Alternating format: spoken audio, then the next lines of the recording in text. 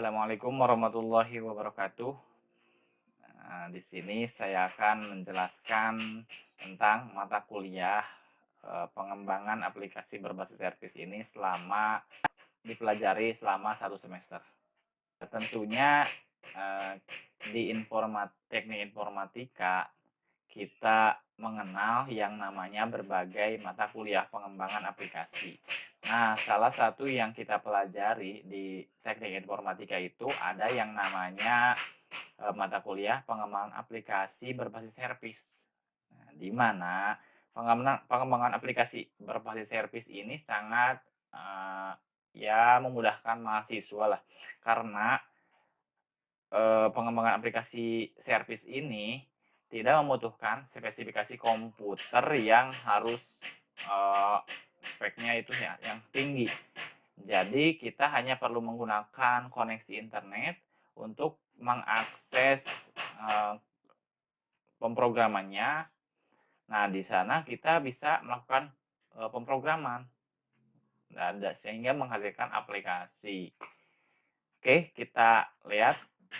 Nah, di sini ada penjelasan tentang perangkat lunak berbasis servis. Di mana perangkat lunak berbasis servis ini merupakan sebuah layanan perangkat lunak berbasis internet yang dapat langsung digunakan oleh para penggunanya, di mana pengguna tidak perlu bersusah payah untuk melakukan instalasi server sendiri dan belajar bahasa pemrograman. Jadi pemrograman berbasis servis ini sangat memudahkan pengguna. Oke, karena menggunakan internet. Tapi yang kita pelajari di mata kuliah ini lebih ke penerapan atau pengembangan aplikasinya, di mana aplikasi yang kita gunakan itu Google Apps Script. Nah, Google Apps Script. Jadi kita mengembangkan web service pada Google Apps Script.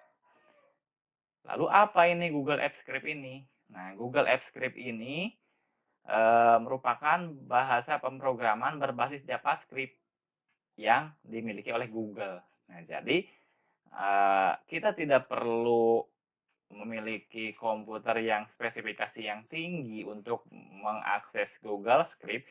Kita hanya perlu koneksi internet yang stabil. Jadi kita membuka situs Google Apps Script, lalu kita bisa ngoding di sana. Nah, seperti itu. Lalu bagaimana nih cara kerja Google Apps Script ini? Kita terapkan di aplikasi Android. Nah, cara kerjanya seperti ini, teman-teman. Jadi Android client, kita sebutnya Android client, ini merequest PHP web service berupa JSON. Di PHP web service ini kita mempunyai database MySQL. Database-nya kita bisa menggunakan database MySQL, Firebase, ataupun yang lebih ringan itu adalah kita menggunakan spreadsheet.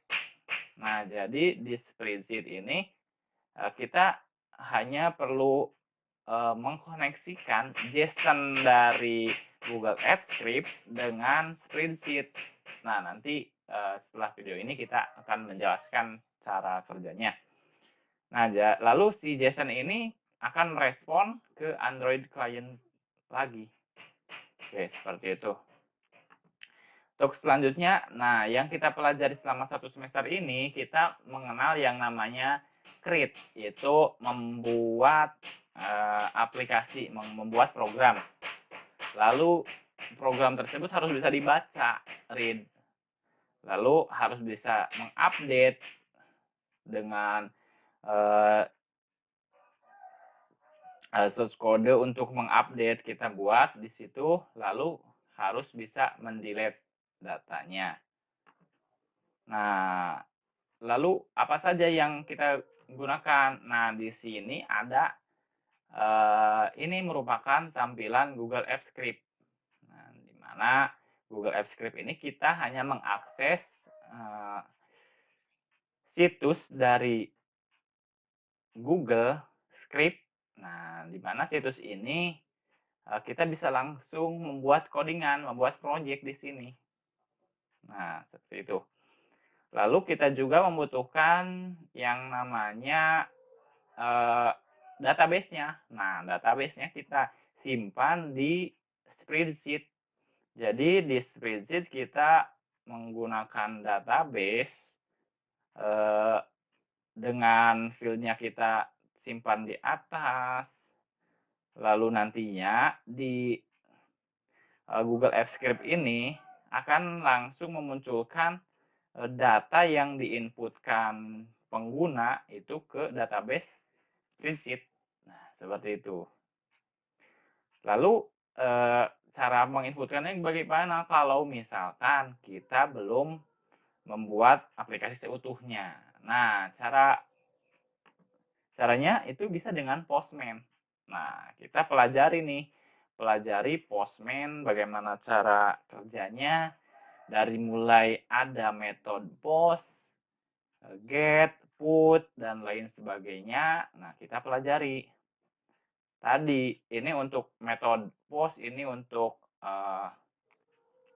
menginput data, terus metode get untuk menampilkan data, metode, dan lain sebagainya. Seperti itu. Nah, selain kita menggunakan metode di Postman, kita juga bisa menerapkan pengembangan web service ini pada aplikasi berbasis Android. Nah, jadi kita buat nih program di Android, kita buatkan programnya, tapi perintah maupun instruksi dari sistem Android ini kita buatnya di Google Apps Script. Lalu menggunakan database-nya apa? Database-nya kita masih menggunakan database spreadsheet. Itu. Nanti kita jelaskan cara kerjanya. Nah, lalu yang kedua ini bagaimana sih selama PSBB di Indonesia? Tentunya ini berpengaruh terhadap dunia pendidikan. Lalu secara daring ini tentunya akan memunculkan berbagai hambatan maupun kemudahan. Itu ada yang hambatan, ada yang juga menimbulkan kemudahan-kemudahan. Nah, apa saja sih kehambatan untuk e-learning ini? Nah, hambatannya ya yang sering terjadi itu tidak ada koneksi internet. Nah, jadi mahasiswa itu susah untuk mendapatkan koneksi internet, terutama ya yang di daerahnya itu ya sangat jauh dari perkotaan. Lalu yang kedua ada pemahaman materinya kurang. Jadi ketika dosen menjelaskan satu materi, terus dipahaminya itu mahasiswa itu memahaminya kurang. Lalu ada perangkat tidak memadai. Lalu ada juga terlalu banyak tugas daring. Nah, ini yang menjadi hambatan dari para mahasiswa ketika melaksanakan e-learning. Jadi semua mata kuliah itu memberikan tugas, jadinya terlalu banyak tugas yang harus dikerjakan. Seperti itu. Bagaimana dengan lain lagi kalau misalkan kita melaksanakan kuliah secara tatap muka. Kalau misalkan tatap muka, tugas itu ya tidak numpuk seperti e-learning yang dirasakan oleh mahasiswa pada umumnya. Oke. Tapi ada juga kemudahan dari e-learning itu. Kalau mahasiswa itu bisa mengembangkan ataupun bisa keluar dari zona nyamannya. Apa saja kemudahannya? Nah, ini kemudahannya itu kita bisa belajar dimanapun dan kapanpun. Jadi kita tidak perlu harus di satu ruangan yang harus di kelas tatap muka. Kita bisa belajar dimanapun. Misalkan yang penting kita fokus dalam pembelajaran. Itu bisa dilakukan belajar dimanapun dan kapanpun. Untuk selanjutnya itu bisa mempelajari lebih dari materi. Jadi misalkan ini dosen ini memberikan materi sampai sini misalkan sampai subbab ini. Nah, kita bisa mengembangkan materi ini menjadi lebih eh, terus meningkat lagi. Nah, jadi kita mencari referensi dari semua sumber yang menyangkut mata kuliah ini, kita bisa secara leluasa ini. Nah, jadi bisa leluasa mencari referensi pembelajaran. Jadi tidak kita tidak terpaku kalau misalkan di dalam ruangan di ruangan kelas kita terpaku dengan arahan dari dosen.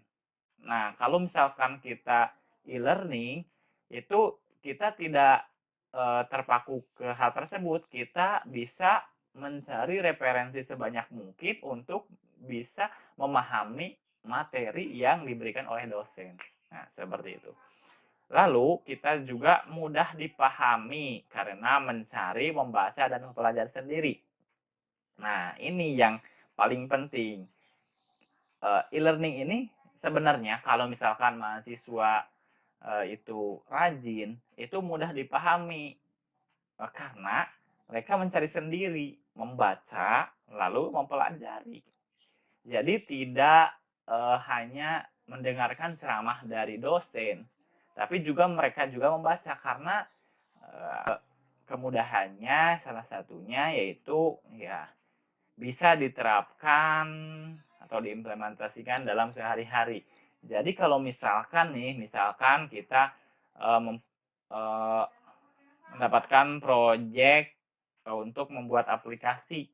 Nah, kita bisa terapkan nih di lingkungan kita. Misalkan di lingkungan kita belum ada aplikasi apa misalkan. Nah, kita bisa terapkan sekaligus pengabdian masyarakat, sekaligus kita menyelesaikan mata kuliah. Nah,